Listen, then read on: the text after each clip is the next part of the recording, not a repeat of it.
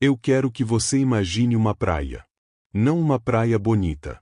Uma praia de setembro, com o vento cortando o raso, o chão de pedregulhos e areia compacta, e o horizonte completamente tomado por navios. Não dezenas de navios. Centenas. Uma frota persa que os historiadores estimam em cerca de 600 embarcações, carregando entre 25 e 100 mil soldados. Os números variam dependendo da fonte, e nós vamos falar sobre isso, vindos do maior império que o mundo havia visto até aquele momento. Um império que havia conquistado o Egito, a Babilônia, partes da Índia, toda a Anatólia, e que agora havia cruzado o mar Egeu com um propósito muito específico: punir uma cidade pequena, arrogante e insolente que havia tido a audácia de ajudar uma rebelião contra o poder persa. A cidade se chamava Atenas. E naquela praia, em setembro de 490 a.C., aproximadamente 10 mil homens atenienses olhavam para aquela frota e faziam o cálculo que qualquer ser humano racional faria naquele momento. O cálculo não fechava. Não havia forma, no papel, no tabuleiro de xadrez da estratégia antiga, em nenhum modelo que um general experiente pudesse construir, de que aqueles 10 mil homens saíssem daquele dia vitoriosos. E ainda assim, alguma coisa aconteceu naquela praia que mudou o curso da civilização ocidental de forma tão definitiva que ainda hoje, 2.500 anos depois, quando um atleta corre 42 quilômetros numa estrada, ele está repetindo, sem saber, na maioria das vezes, o eco de uma decisão tomada naquele dia. Mas antes de chegar à batalha, eu preciso que você entenda o que estava em jogo. Porque se você não entender o que estava em jogo, a batalha vira apenas uma curiosidade histórica interessante. E maratona não é uma curiosidade histórica. É talvez o momento em que a pergunta, que tipo de mundo nós vamos ter, foi respondida com sangue e coragem e uma ideia tão estranha para a época que os próprios persas provavelmente nunca conseguiram compreender completamente porque haviam perdido. O Império Persa, em 490 a.C., era governado por Dário I, um homem que havia herdado um dos maiores impérios da história e o havia expandido ainda mais. O Império Aquemênida, no seu auge, controlava uma área que hoje corresponde ao Irã, Iraque, Egito, Turquia, partes do Paquistão, do Afeganistão, da Líbia e dos Balcãs. Estima-se que governava cerca de 50 milhões de pessoas, algo entre um terço e metade da população mundial da época. Para um homem acostumado a receber embaixadores do Egito e da Índia genuflexos a seus pés, Atenas era menos do que um inconveniente. Era uma impertinência. E aqui começa o fio que leva direto à praia de Maratona. Em 499 a.C., as cidades gregas da Anatólia, a costa oeste do que hoje é a Turquia, se rebelaram contra o domínio persa. Era a chamada Revolta Júnica, e ela estava condenada desde o início. Os persas tinham recursos, homens e tempo do seu lado. Mas Atenas havia enviado 20 navios para apoiar a revolta. 20 navios. Uma gota no oceano do poder persa. Mas o suficiente para que Dário não esquecesse. Há uma história, provavelmente apócrifa mas perfeitamente reveladora da mentalidade do homem, de que quando Dário soube da participação ateniense na revolta, ele chamou um servo e lhe ordenou que repetisse 3 vezes, antes de cada refeição: Senhor, lembra-te dos atenienses. Toda noite, antes de dormir. Toda manhã, ao acordar. Lembra-te dos atenienses. Dário se lembrou. A revolta júnica foi esmagada em 494. Mileto, a principal cidade rebelde, foi destruída, sua população escravizada, seus templos incendiados. E então Dário voltou sua atenção para o oeste, para aquela cidade pequena no continente grego que havia ousado desafiá-lo. Em 492, enviou uma primeira expedição, que foi destruída por uma tempestade perto do Monte Athos antes de chegar à Grécia. Em 490, enviou uma segunda. Desta vez, pelo mar direto, através do Egeu. E desta vez chegou. A frota persa desembarcou primeiro na ilha de Naxos, que saqueou. Depois em Eretria, na ilha de Eubeia, que após 6 dias de cerco foi entregue por traidores internos, teve seus templos queimados e sua população enviada como escravos para a Pérsia, um espelho deliberado do que havia sido feito em Mileto, uma mensagem enviada com toda a clareza possível para Atenas. Isso é o que acontece com quem nos desafia. Depois disso, a frota cruzou o estreito e ancorou na baía de Maratona, a cerca de 40 quilômetros ao norte de Atenas. O local havia sido escolhido por Hípias, o ex-tirano de Atenas que viajava com os persas como guia e conselheiro, um homem que havia sido expulso da própria cidade e que agora voltava na esteira de um exército estrangeiro para recuperar o poder.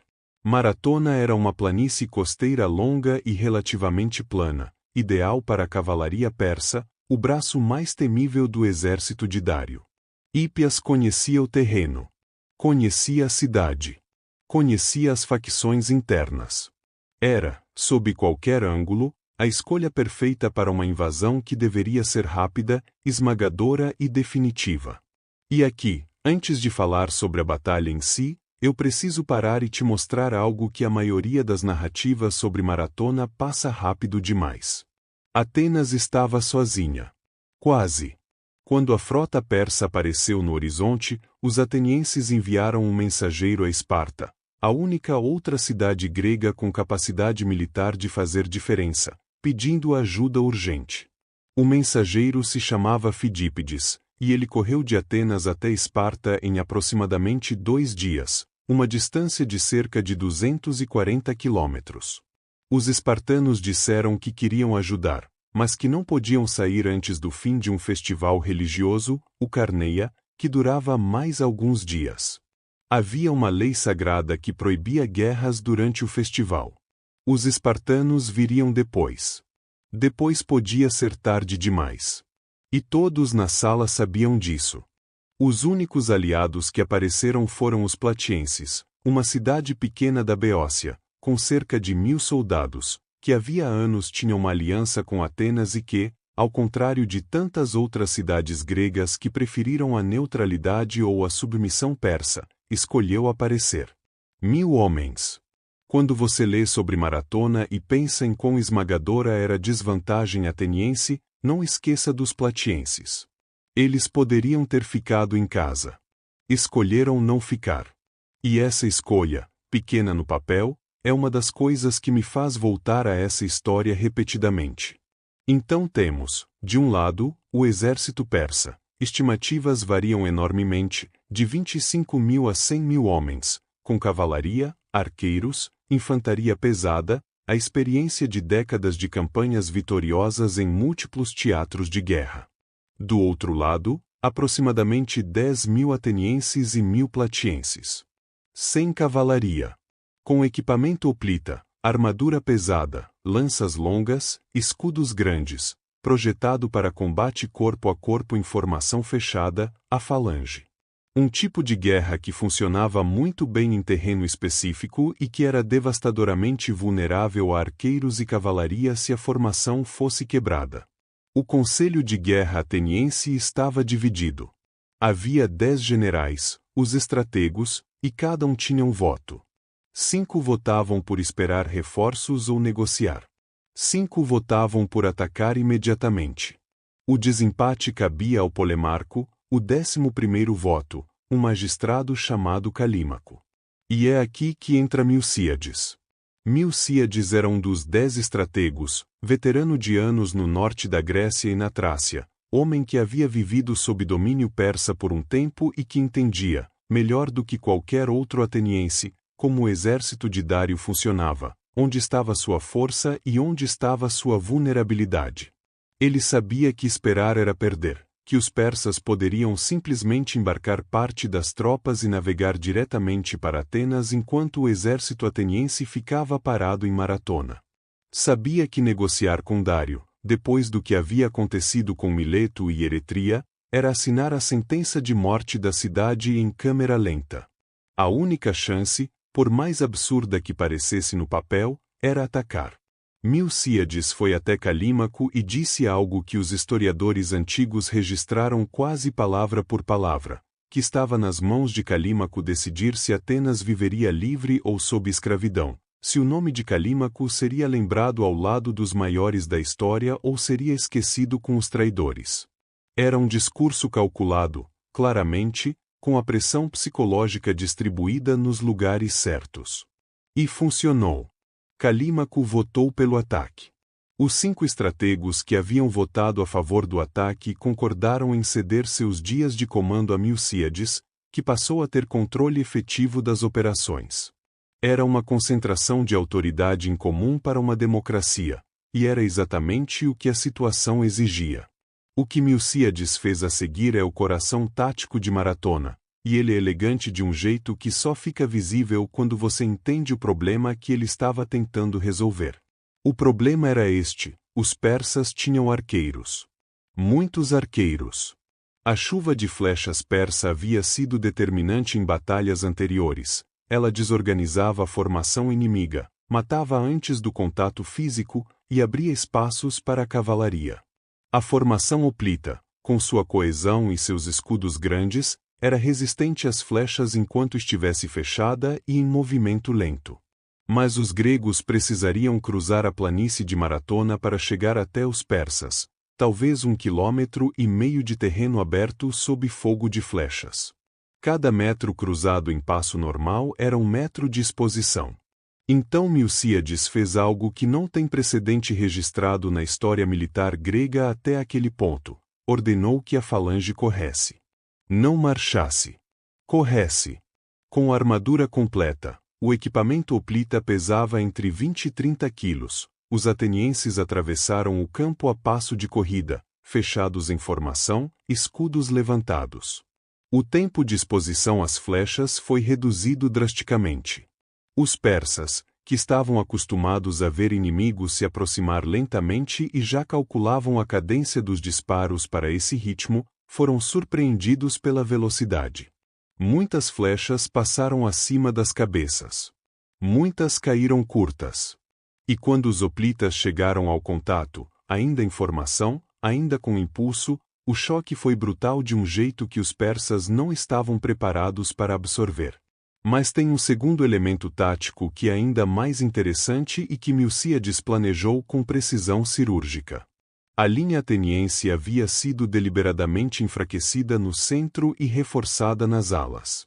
Isso parecia um erro, e parecia um erro especialmente porque o centro da formação persa era onde ficavam seus melhores guerreiros, os imortais, a infantaria de elite. Quando as linhas se encontraram, o centro ateniense cedeu, como era esperado. Os persas do centro avançaram, convencidos de que estavam rompendo a formação inimiga. E as alas atenienses, mais fortes, enrolaram pelos flancos persas, avançaram por trás e fecharam o cerco. Os persas do centro, de repente, estavam cercados. O que acontece em seguida é descrito por Heródoto com uma contenção que, de certa forma, torna tudo mais pesado. Os persas correram para os navios. O exército que havia varrido civilizações inteiras, que havia escravizado Mileto e Eretria, que havia cruzado o Egeu convicto de que puniria Atenas da mesma forma, correu para os navios. Os atenienses os perseguiram até a água, capturaram 7 navios. Os mortos persas em campo foram estimados por Heródoto em 6.400.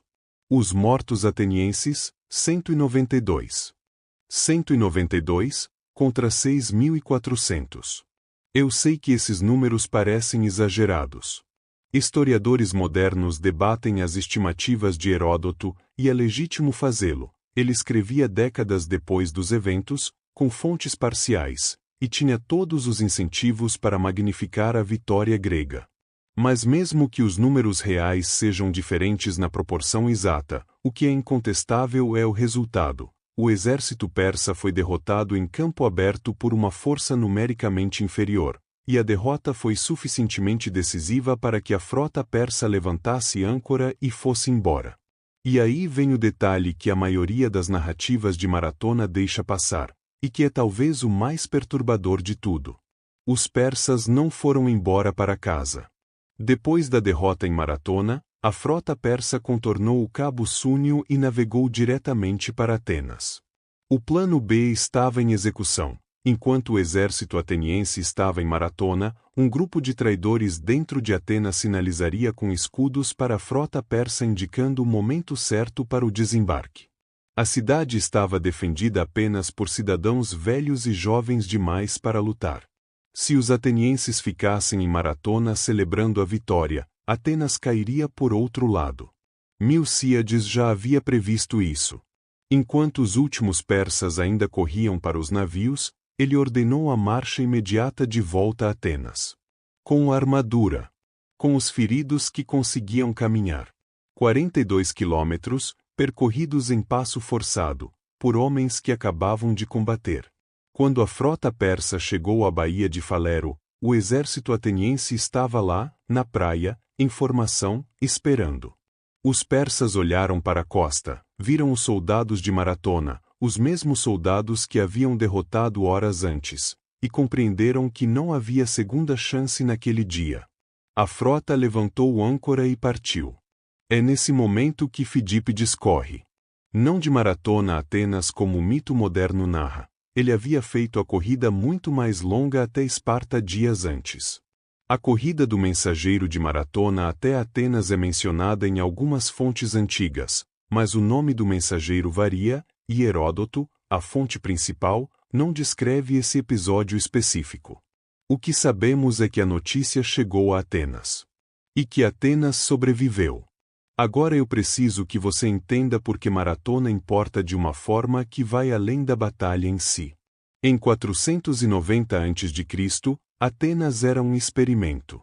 A democracia ateniense tinha menos de 20 anos, havia sido instituída por Clístenes em 508. Era jovem, frágil, constantemente ameaçada por facções internas que preferiam a tirania ou a oligarquia.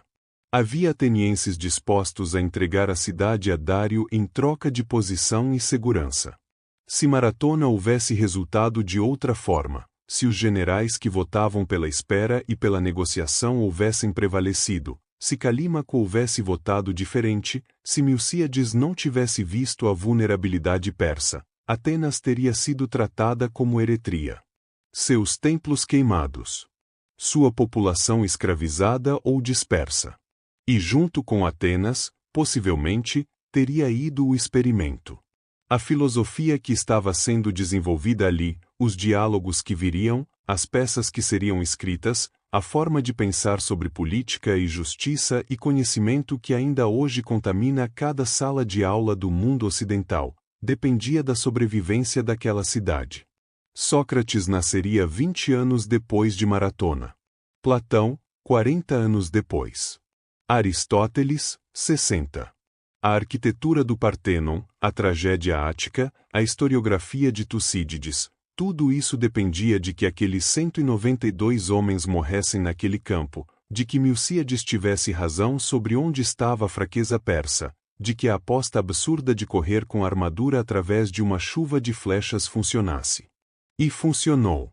O historiador britânico John Stuart Mill escreveu, no século XIX, que Maratona era um evento mais importante para a história inglesa do que a Batalha de Hastings, que a vitória grega havia preservado as condições nas quais a civilização europeia, incluindo a inglesa, poderia se desenvolver. É uma afirmação ousada. É uma afirmação que podemos debater. Mas a lógica por trás dela é sólida o suficiente para nos fazer parar.